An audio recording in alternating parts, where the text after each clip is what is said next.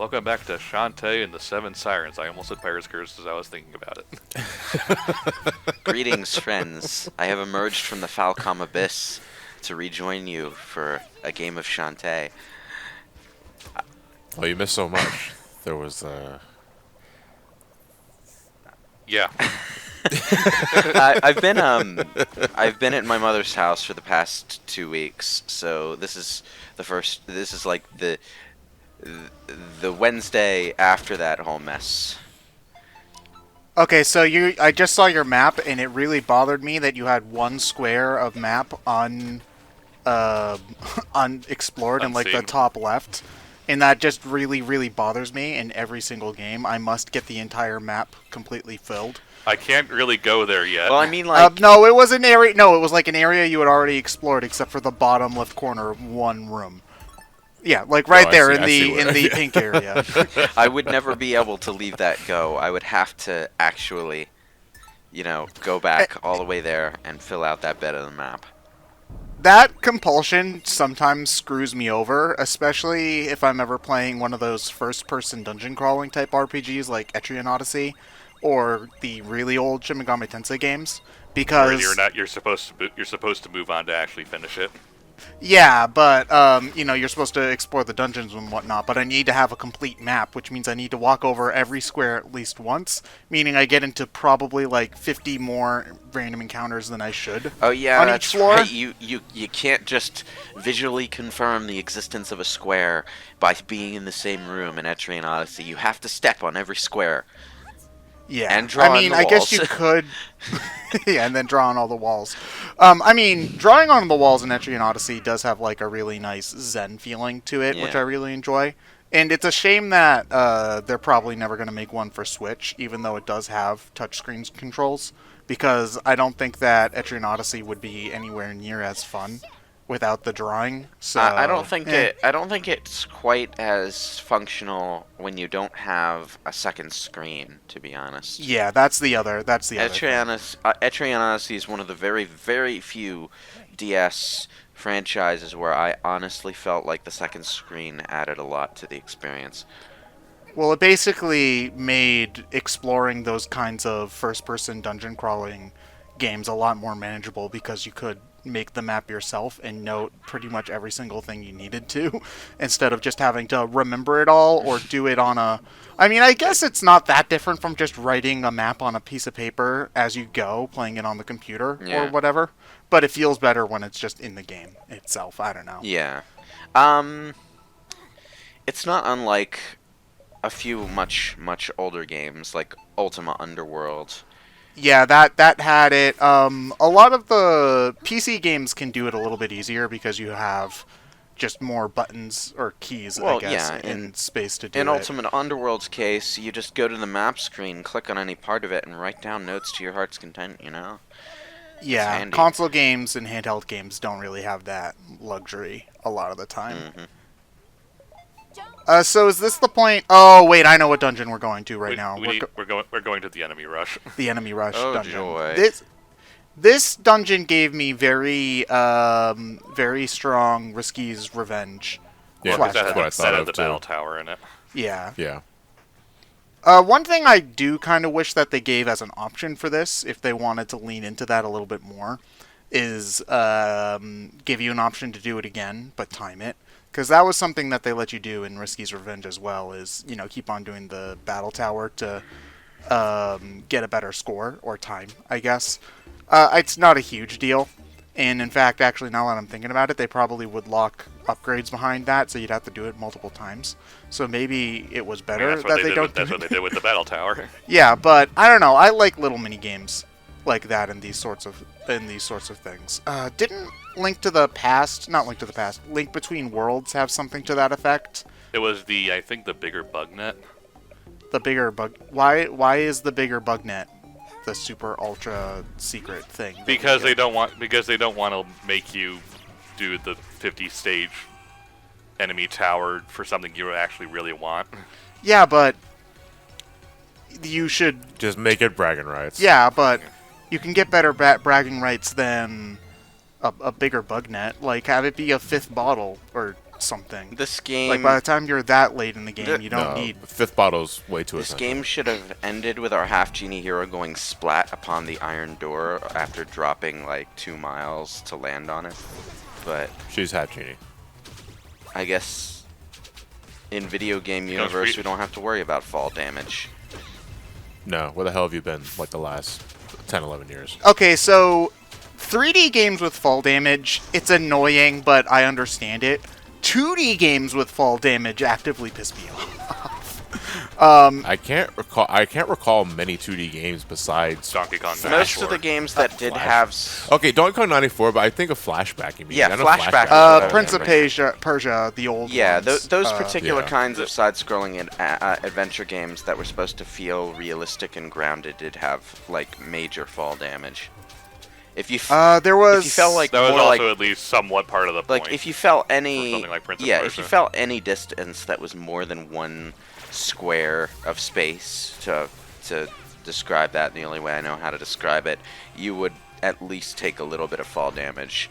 And if it was more than 2, you were dead. You were Now that I'm thinking about it, though, the only game that I really like with the fall damage in 2D is Donkey Kong 94, which is still to this day like one of the most underrated not Donkey Kong 64.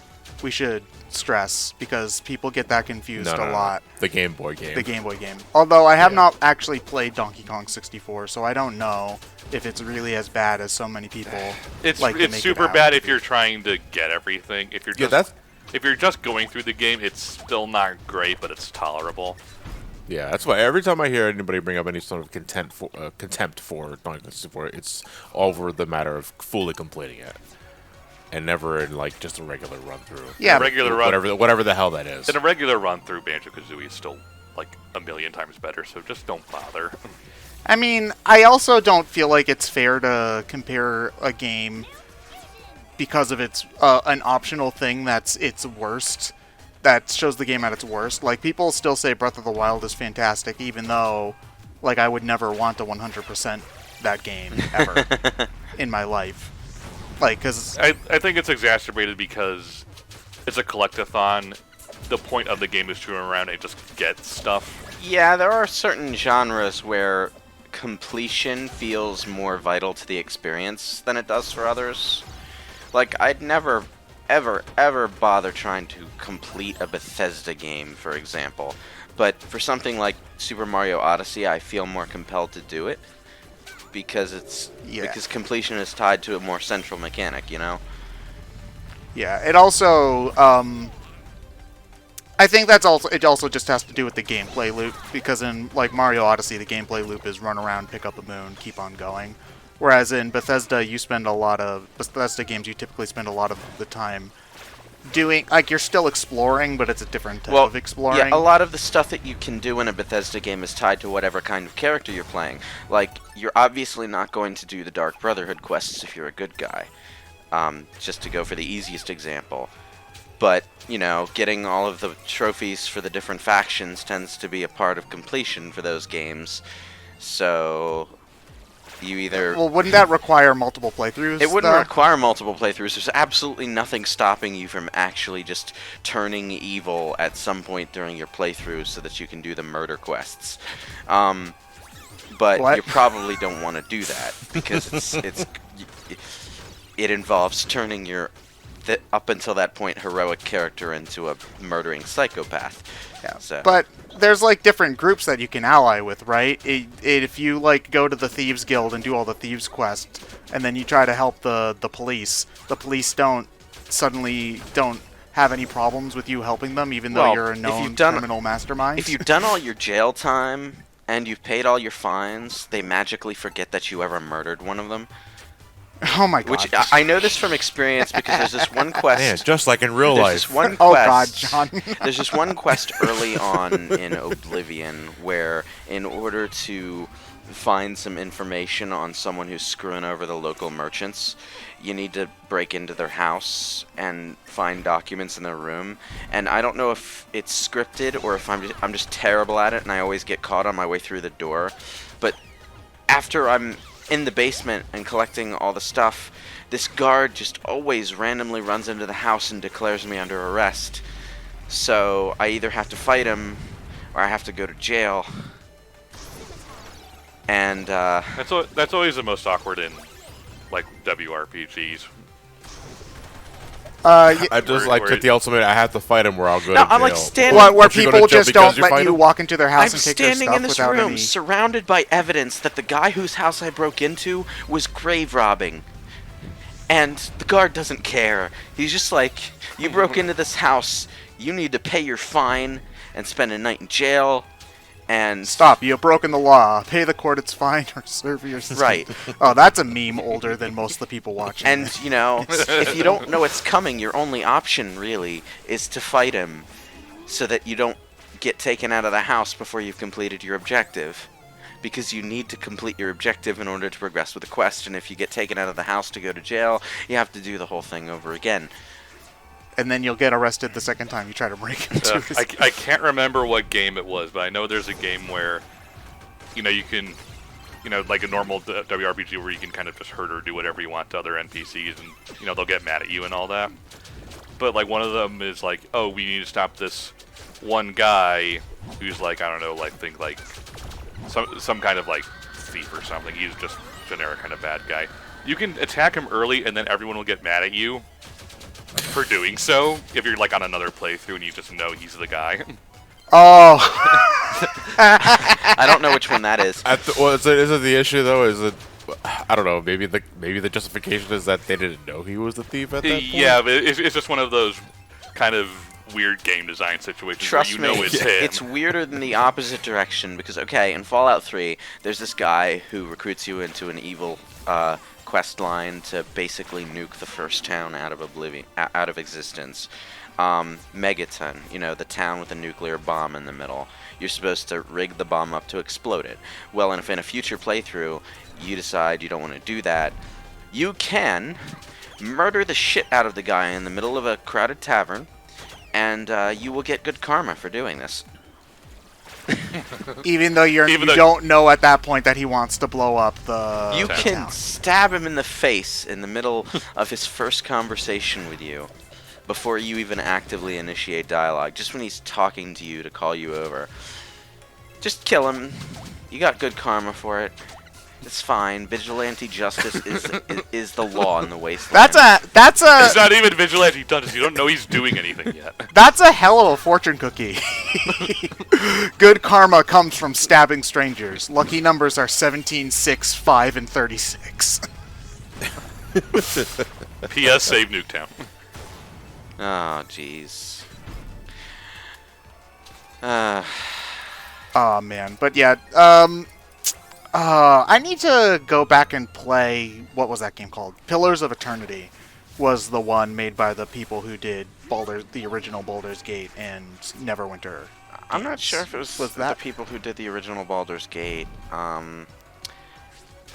Is that Obsidian? I Hang on. think it was Obsidian. I played like about 10 hours of it, and I enjoyed it for what it's worth, even though I'm not much of a WRPG person. Baldur's Gate was the old guard at BioWare. I'm not really sure if any of them are Okay. involved with Obsidian.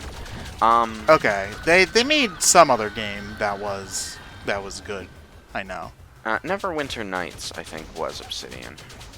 Okay. Either that or... And I've heard good things about that. Maybe it was too. Neverwinter Nights 2? Not sure. One of the Okay. two, anyway. Yeah, but I did enjoy that game, even though I only played a little bit of it, and I should go back and give it another go. Just to see if I like it more Neverwinter now. Nights is odd. Like, the actual campaign that the game is designed with is kind of humdrum. But it's really, really good for player-generated content. So, it's well known mainly for that. Oh yeah, well, there's a lot of games that are known more for their modding scene. Yeah, well, Oddly Basically enough, anything, Skyrim. basically anything Bethesda made. Yeah. Did they actually announce Elder Scrolls 5 No, wait, no. Skyrim is 5. 6. 6. They're Did working they actually on it, announce but I that? don't. Yeah, like Oh, the these- sound of well, Todd yeah, Howard's ears perking up at the thought of another Skyrim no, port. they did officially announce that they're making 6 at last year's E3, I think. Yeah. Okay. Yeah, it was. But we, And we've heard nothing about it yeah, since. but we don't know anything. Yeah, And we're not going to hear anything for a long time. we don't know I anything feel. about it. Hopefully, since they're doing this already for Elder Scrolls Online, it will be a game that is not constrained to a single region of the world and goes back to like what the first what Daggerfall did, where you could just go to any part of the goddamn continent. But we'll see. What do they do in Skyrim and Oblivion to like wall you off from the edges of the map? I don't know. I think you just can't leave the country. I'm not really sure. Okay. Dovahkiin hasn't updated his passport in a few years. Well, you start off Skyrim getting arrested for crossing the border, so maybe you just don't want to do Wait, that to again. get in or get out? To get in, I think. It's never specified. Because you illegally tried to enter, we're going to bring you into this country and arrest you. It's never. Well, no, they're going to bring you into the country and cut your head off. But that's because you happened to get caught alongside a bunch of terrorists. So it was an honest mistake, and you can absolutely join that military force afterward, and they'll just consider it water under the bridge because you're the Dragonborn and you're helping out and you're fighting for their side in the war. And it's working out because nobody in this goddamn country can solve their problems without you. Hey, Roddy Tops. Have you played Skyrim? I think there was a version released on my toaster. There probably was. There are smart toasters now, so I bet at least one of them can run Skyrim. Yeah, but can it run Crisis? The Switch can run Crisis now. Again, that is also a meme older than many of the people watching this channel. Yeah, that's what, 2007? Yeah, I was 14 years old when that meme started. God damn it, Roddy Tops. You didn't invite me. Yes, I did. Oh. I tried to, but you were already hiding in my luggage, you idiot. Why any of them hang out with Roddy Tops at this point is kind of beyond me. Well, because I mean, there's actually She's a connection zombie. between Shantae and Her Roddy brain Tops is at half the very least. decomposed. We all forgive the faults of the people we love. Okay, even if that Yeah. means And honestly, forgiving stowing a away in a luggage half-decomposed is not brain. that. It's not that shocking when you consider that was the entire sort of like deal behind what the hell was the name of that extra mode in Half Genie Hero? The Friends to the End? Not Friends to the End. The one with Shantae is like in her jammies. Oh, Jammies yeah, the jammy that's what it mode. was. Yeah, she Yeah. invites like the Hypno Baron to that slumber party for some reason. It's outright stated that the only reason why the pillowcase that Shantae uses hurts so much is because Roddy is inside it. Oh. I mean, it's pretty heavily implied that Roddy Tops has like a crush on Shantae, pretty much. Yeah. Like, I don't know if they'll ever like fully go there, but that's certainly the implication. And And is it necrophilia? yeah, and they've built up the relationship over all 5 games at this point, which I really enjoy. Like, I didn't play much of the original Shantae, so I don't really remember how they get along in that one. No one's really fleshed out in that game. They're just kind of there. Yeah, but like, you know, they're friendly in Risky's Revenge until Roddy Tops betrays Shantae and then feels bad about it. And then you kind of see them reconcile in Pirate's Curse and then continue to be friends in Half Genie Hero. So, It's just one of those Roddy seems to cause more problems than she helps. yeah, but, you know. Oh, Oh, wait. dang, giant squid boss at the end of the game. I think like The sexy babe and the brain juice is going all, hey, baby. I think actually Roddy Tops being here in this situation though ended up being a blessing rather than a curse because It actually is because they bring it up at the end. because Roddy Tops got kidnapped by accident instead of Shantae. Yeah. Yeah, that. Well, no, it was always, but I think it was always the plan to have Shantae left alone. Yeah, just Yeah, that well- was. Yeah, we'll get to that. Oh yeah, so this boss. You can use the seer dance to see the order. Did you know that when you were recording this? Nope. Nope. Okay. It's honestly, provided you get lucky, it's honestly just as fast just to guess. No, it's not. After I realized that nothing was, because I didn't get the right order for like the first like 30 seconds of this fight, and I was like, all right, dance time. Let's see what works. So I did it through trial and error. the first phase or two. And then, I forget what I was doing, but I did one of the dances. Oh, I think I know what I did. I tried to do the shock dance to, like, hit all of them And and then see you if hit, that and then would you hit the work. wrong, and then you hit the wrong one. Yeah, and then hit the wrong one. I think that's I what just it was. realized The electric dance, the electric dance at the very least can disable the cannons. I on the just side. realized Yes, it does do that. we are literally fighting Mother Brain right now, and they didn't take the opportunity to make it a giant jellyfish boss. No, we Yeah. played Mother Brain in Doom Eternal. Yeah, well, I mean, this is basically Mother Brain Captain N, is the giant squid, replacing the Hey Babe girl with an actual brain. And it's almost the exact same Captain N design. Also, can we talk about how cursed of a show Captain N actually is?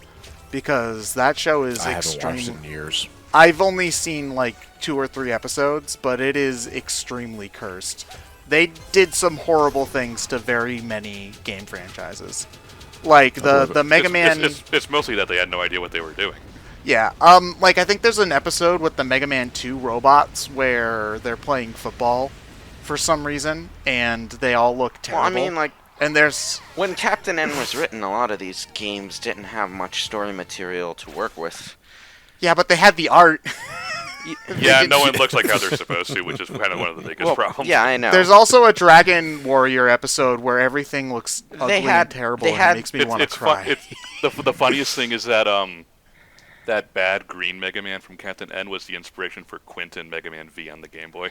No way, really? Yeah. Oh my god. They wanted a shitty knockoff Mega Man to be part of that game. So And it's an evil Mega Man. Yeah, they modeled it off of the version from Captain N. Oh my god, that's amazing. Yeah, we will see you all in the next part of Shantae and the 7 Sirens.